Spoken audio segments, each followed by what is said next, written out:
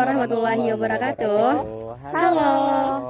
Perkenalkan, nama saya Isnainul Fainal Rifani dengan NIM 20123168 dan di sebelah kiri saya Naftriansa Ramadan dengan NIM 20123181 dan di sebelah kanan saya Misha Nur Halifah dengan NIM 20123166.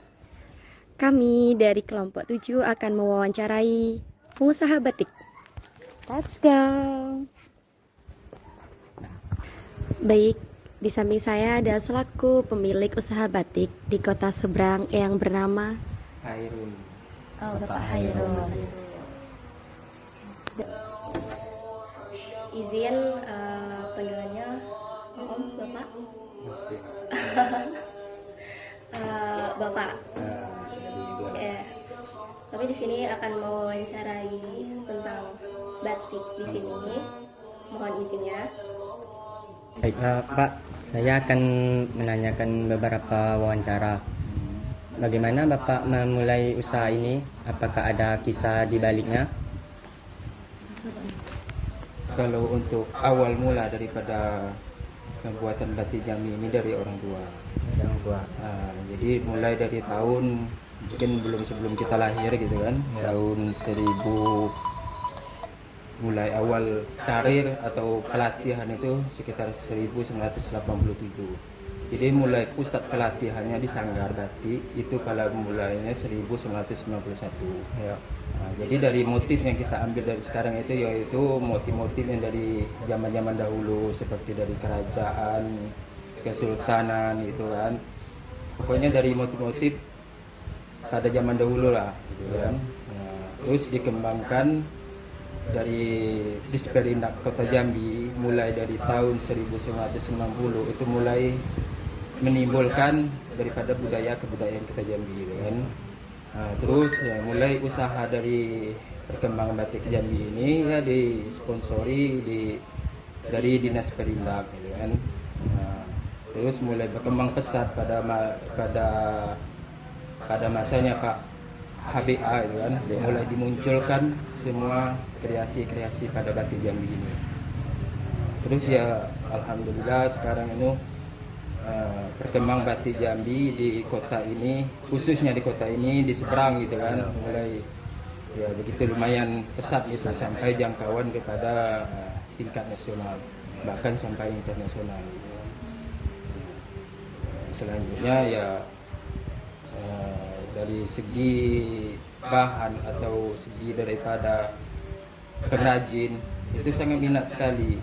Yang kita kendala sekarang ini adalah bahan daripada pengiriman dari Pulau Jawa itu. Pengiriman ya. Bapak, berapa modal yang dikeluarkan Bapak untuk membangun usaha ini? Kalau modal itu kita secara bertahap ya. Mulai dari yang paling terkecil sampai paling terbesar. Itu rata-rata kalau di jumlah ditotalkan semuanya kurang lebih hampir 100 itulah. 100 jutaan Pak ya. Itu secara bertahap kita yang dari pembelian bahan, pembelian awal modalnya itu ya pertama dari uang kantong sendiri kan. Setelah itu ada ya ibarat dikatakan donatur itu dari Desperindak memberi kita modal.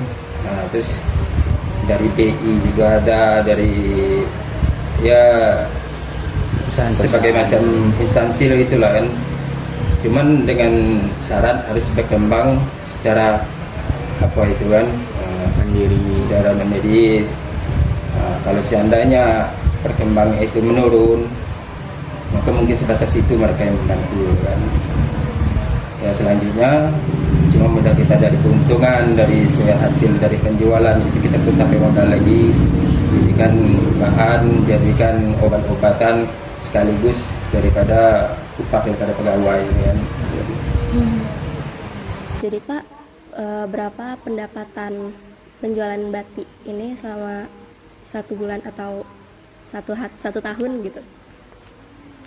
Kalau untuk masa penjualan atau keuntungan dari setiap penjualan kita itu kadang tidak menentu, karena 1 bulan ada yang segini, ada yang 1 bulan ada yang segitu, gitu kan. Tapi kalau di jumlah keseluruhan per tahunnya ya dikalikan lah seandainya satu potong 200.000 kali 100 potong atau 500 potong gitu kan dalam satu tahun yang dikalikan lah itu berapa gitu kan. Jadi itu jualnya tuh per Per meter. potong.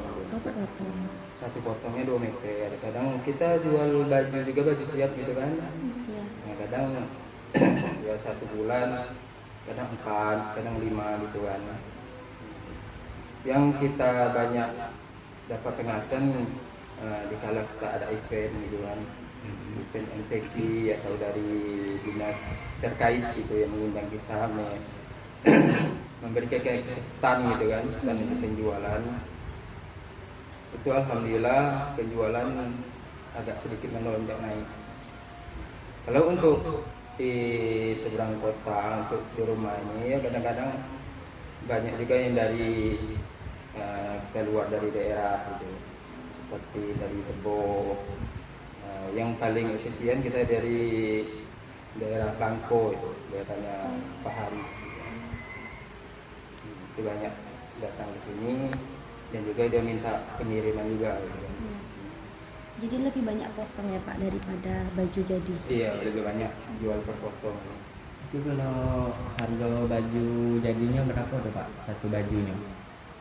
Kalau harga baju kita bervariasi ya. Dari untuk baju wanita sekitar dari 3,5, kalau untuk cewek, kalau untuk cowok dari lengan panjang itu sekitar 300, lengan pendek 200 gitu kan. Ataupun jaket kita juga ada jaket sekitar harga 500-an gitu. Jaket juga ada. Nah, yang sekarang ini yang dipopulerkan oleh Pak Sandiaga Uno kemarin datang sini gitu. Ya. Kalau tengkuluk gitu ada. Dulu ada seperti yang pakai koin-koin itu. Ya, gitu. Itu kebanyakan dari dinas terkait dari Merangin kita yang banyak. Nami dong. Pak, apakah Bapak menjual batik ini ada di online atau tidak? Kalau dulu kita pernah diprogramkan oleh Bank Jambi untuk dari seperti marketplace atau yang segala macamnya dia bersifat online gitu kan. Tapi kebanyakan kita sudah banyak kita menolak itu daripada online, soalnya terlalu banyak PHP gitu kan. Sudah diminta dibikin yang itu, kita bikinkan ketahunya Zoom itu enggak jadi gitu kan. Padahal motif kita itu bervariasi dari segi perwarnaan atau ya banyak macam alasan lah gitu. Kadang dari konsumen yang dari online itu kan mintanya warna ini tahu nggak jadi, soalnya kita uban itu sudah mahal gitu kan. Kalau nggak jadi ya gimana lagi, terpaksa kita staykan dulu di rumah itu ya. Mungkin kalau ada pelanggan yang lain yang berminat baru kasih gitu. Bedanya batik Jambi dengan batik yang lain itu apa Pak? Kalau bedanya sangat beda jauh ya. Kalau kita Misalnya batik Jawa lah, kan. Dari segi perwarnaan, dari segi bahan gitu kan, dan juga dari segi pengerjaan. Mungkin dari kita pernah juga ke Solo itu, ibarat studi banding pelatihan di sana. Mungkin pengerjaan orang itu tidak seperti dengan pengerjaan kita kan. Orang itu cuma perwarnaan cuma 1 atau 2 kali, sedangkan kita sampai 4 sampai 5 kali perwarnaan. Jadi perwarnaan itu ya cukup dominan kalau untuk segi dari batik Jambi. Soalnya ya kalau konsumen kita pakai sekali luntur gitu kan, pasti kecewa gitu kan. Dan jadi permasalahan itu apalagi dari segi bahan ya, bahan dasarnya itu, kualitas dari bahan itu. Mungkin ya kita tidak menjatuhkan dari batik lain gitulah kan.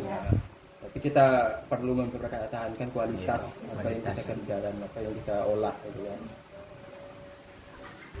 Ada tidak Pak resiko atau kerugian pada usaha batik ini?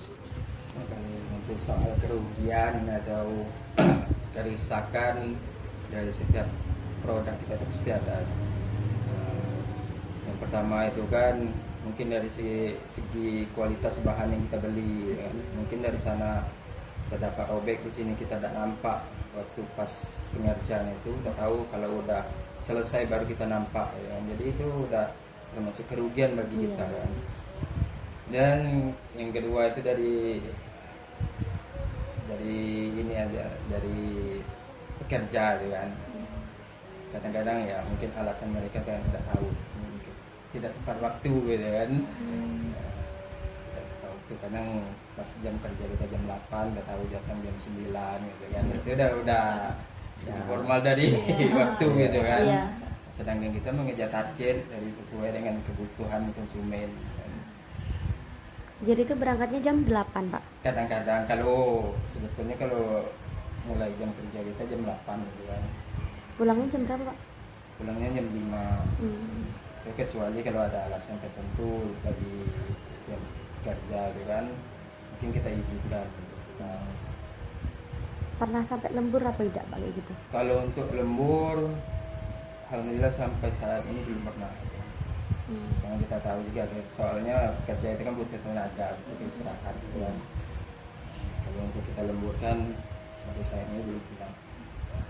Walaupun banyak permintaan dari konsumen, kita menyiapkan 1 bulan sekian itu, tapi kita atur jadwal, atur tenaga daripada karyawan gitu kan, supaya mereka fit pada saat bekerja kembali. Itu Pak paling banyak pesanannya berapa? Misalnya baju.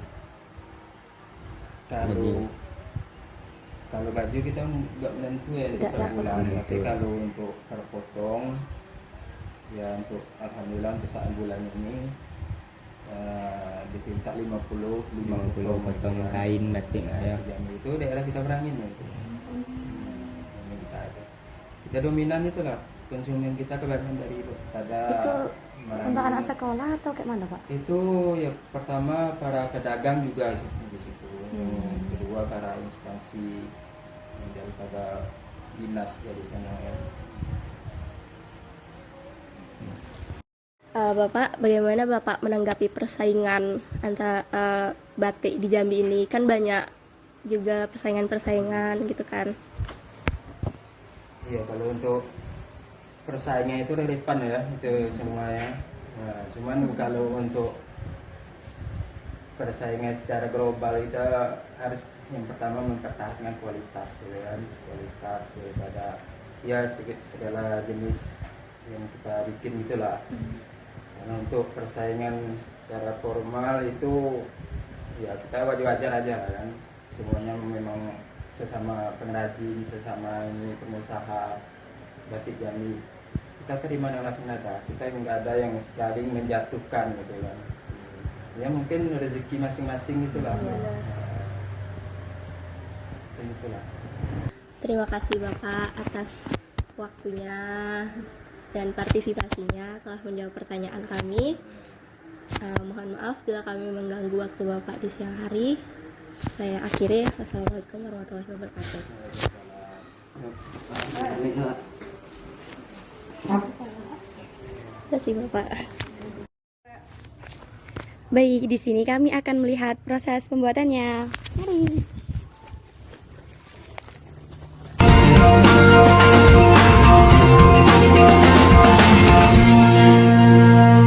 Mentari tetap bersinar, bintang pun terus berpijar awan. Terduga langkahmu, taman hati pun terbuka. Bermainlah kau di sana rindu, memeluk senyummu di saat engkau lelah. Bersandarlah di bahu ternyaman ini. Berlelahlah, bermimpilah, lepaskan segala lara. Kau harus tahu kami di sini untuk temanimu dalam hati. Lupakan semua keluhanmu tentang dunia, bernyanyilah dalam hati.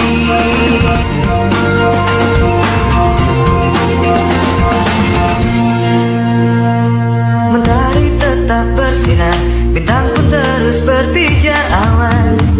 Terduga langkahmu,